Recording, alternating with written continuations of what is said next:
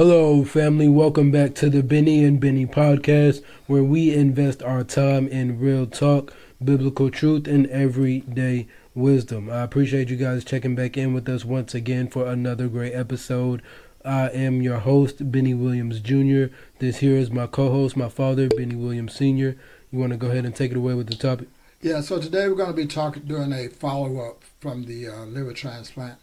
A few weeks ago, we discussed what we call a 30 plus years journey uh, with you having your third transplant in June of this year. And we kind of went over how it started out from when you was 9 months old, and then 14 years old, 13, 14, then up until now. And so it's been a long, drawn out thing for us. It's been a lot of difficulties, dealing with it when it got to become severe. But uh, what we really want to do is we want to thank the family that donated the organ to you. I can't imagine what they had to go through to be able to do something like that. And then the dedicated nurses and doctors that made all of this possible, and of course our families and friends who gave us that support through visitations, calls, and prayers. All of that together has made this possible for us to be able to stand in a difficult time. So this is probably something that we should have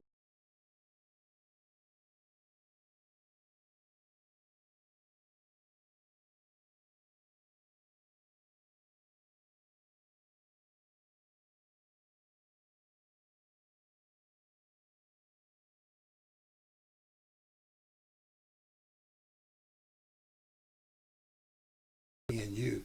We're the ones that's struggling. I'm in the operating room. You're in the operating room. They're cutting me open to take part of my liver out to place into your body. Uh, and yeah, I understand the significance and the power of that. But the one thing that we kind of overlook is the power of your mother standing by while all this is going on. Mm-hmm. I can't imagine how difficult that could have been when you have the two men, the two most important male figures in your life, both in surgery at the same time, knowing that one or both could die during the process, Mm-hmm. and then being able to wait and deal with all of that. I applaud her because I think that in that moment we're not the strongest ones. Mm-hmm. In that moment, she's the strongest one.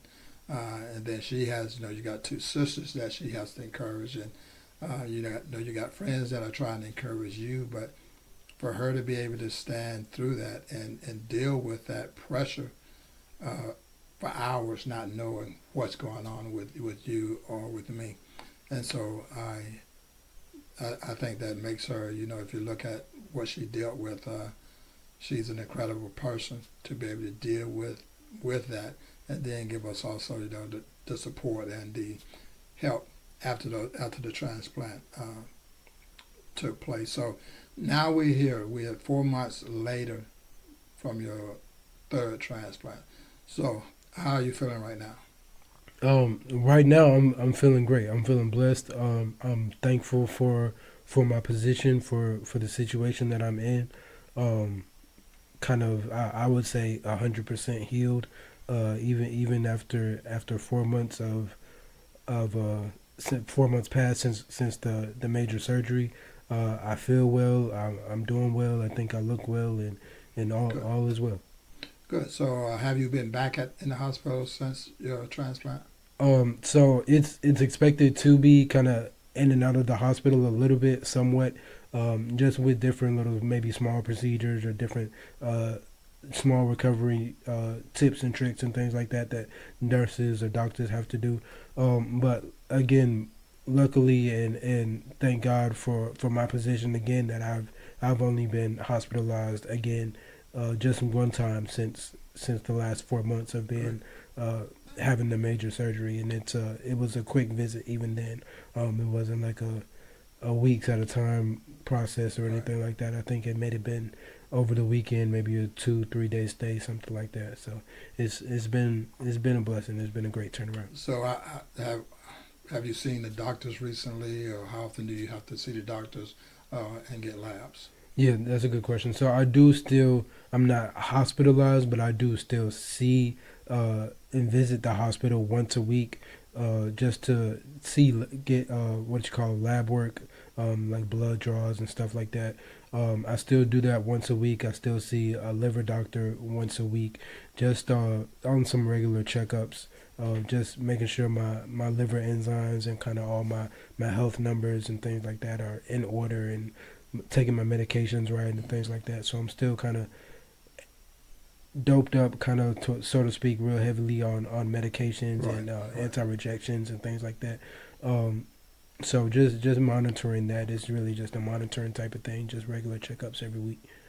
Yeah. So my mind goes back to the first two transplants you had, and how you, even though you had had the transplant, it took a long time for you to build up your strength and all of that. You look amazing now on this third one. It's nothing like the other two. Uh, and I'm sure you don't remember at least the first one, but you should remember the second one that you had. So just looking at the second transplant and now your third one, how do you think you feel overall as far as the time frame for you getting back into shape and everything? Honestly, I think overall, like you said, I definitely don't remember the first one, but I remember the second one vividly. And I think overall, I feel right now in this present day as good or better as I did within the 4 months time frame. I think right now I feel as good or better as I did with the second one after like maybe a year. Mm-hmm. So I think it's a very big difference. With a year after my transplant, I felt as good as I do right now, with right now being only 4 months. And I think that's amazing to me because I've seen the journey up close. Hmm. So to see that you bounced back so quick, I thank God that He was there for you and been able to get you through that situation. Not that something else may happen or not, but we're claiming that that doesn't happen. You'll be able to continue to live the life that you want to live. So let me ask you this: so since that time, your last transplant, where have you been able to go back to work at all? Yeah, so I have been able to go back to work. I kind of work short term hours, maybe like 3 4 hours, a couple of days a week. Uh, so it's part time work for sure. But I have recently been able to go to work, and the staff and everything like that, the higher ups, the managers and everything, they knew of my position, my situation when I first got hired on. So I've been with the company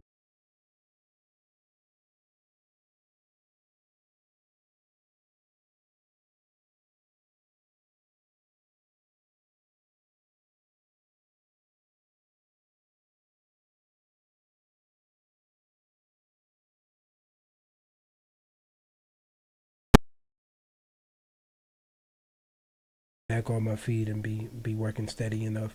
So that again, that's been a blessing where I don't have to kind of learn new skills or kind of get re-involved with new staff and kind of have them figure out my situation, whether or not I'm being lazy or I'm just not a good Yeah, worker. yeah. The staff knows me. They know what I'm capable of before the transplant. They see what I'm capable of now after transplant. They understand my situation. And it's been great. And I think that's pretty incredible within itself that they would support you through this whole ordeal, because I know a lot of companies wouldn't do that. Yeah.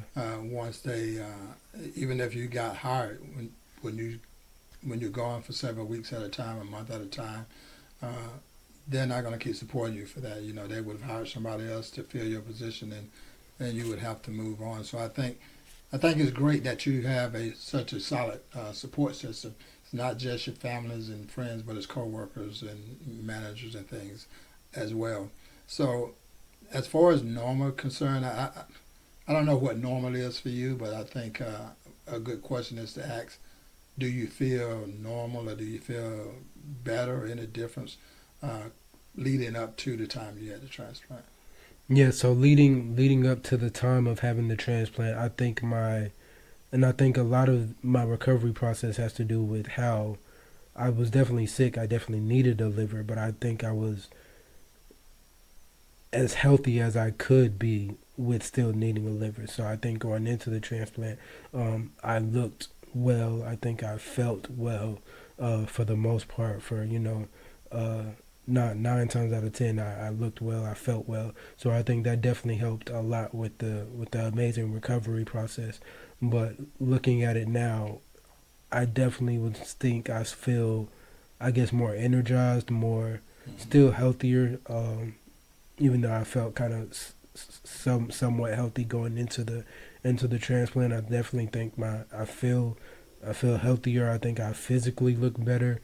Hmm. I know I lost a lot of weight. That's one thing that I've been able to kind of get back in shape. Been able to kind of build my muscle mass, kind of build my strength, my energy level back up to what it better than what it was prior to the transplant. So I think overall, physically and mentally, my skin's better, my body weight is better, my mental health is a lot clearer, a lot more positive. I think overall everything is very much on the up and up. Okay, that's unbelievable that you're doing as well as you are, close to normal as normal can be, uh, whatever that is for you. But just looking at you and hearing you talk and knowing that you're working again, and so outside of the work that you do, what else do you do to, as far as exercising or anything like that? So I do still exercise. I've recently just started exercising just at the house. No gym workouts or anything like that, but I use dumbbells. I still go jogging, kind of light walks and stuff like that, kind of early in the morning, later on in the day. So I still try to do what I can to make sure I'm eating right. I'm kind of keeping a well balanced diet, fruits and vegetables, all the good stuff in my metabolism, in my diet just on a daily basis to make sure I'm staying healthy. I'm continuing to get my weight up, my energy, my strength. I'm doing regular kind of at home workouts on a regular, like I said, the jogging and things like that. And then in my spare time when I'm not, trying to worry about my health or being on top of my health, I'm still writing. Doing a lot of writing. I write a lot of poetry. I write a lot of. I'm working on a second novel right now. I can't tell the name of the novel, but I am working on a second novel right now. So I'm on YouTube, on all the different platforms, social media platforms, and things like that.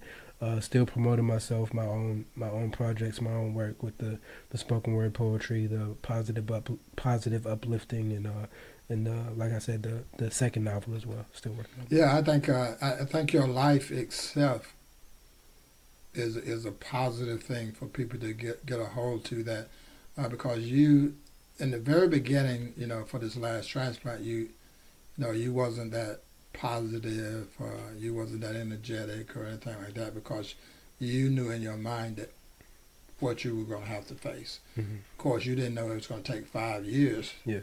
to come to some kind of conclusion, but the amazing thing is that at some point you just kind of push all that aside. Yeah. Okay, yeah, I'm sick. I need a liver, but I can't do anything about that. Yeah. And so I watched you as you started living your life, knowing that you were sick. You lived it as normally as you possibly could. Actually, you wrote a book during that time. You started a clothing line during that time, and so you just grabbed life and says, "I'm moving forward regardless of what the medical people say. I'm going to live my best life, the best I can to my abilities, even though I'm sick." Because, to be honest with you, uh, after that first few months, after we find out that you needed a liver, you could never tell, even up to the day that you had the transplant. You can look at you and tell that you needed it, that And, you were sick. yeah. And I often had to remind your sisters, for certain things. I said, listen, yeah, BJ looks good and he looks healthy and everything. I said, but he's sick. I mean, he's really sick. Yeah. Don't forget that. And so, and it was easy to forget Yeah. because you hang around, we doing things as a family, and everybody's around, and you're laughing and joking with everybody like you normally would, and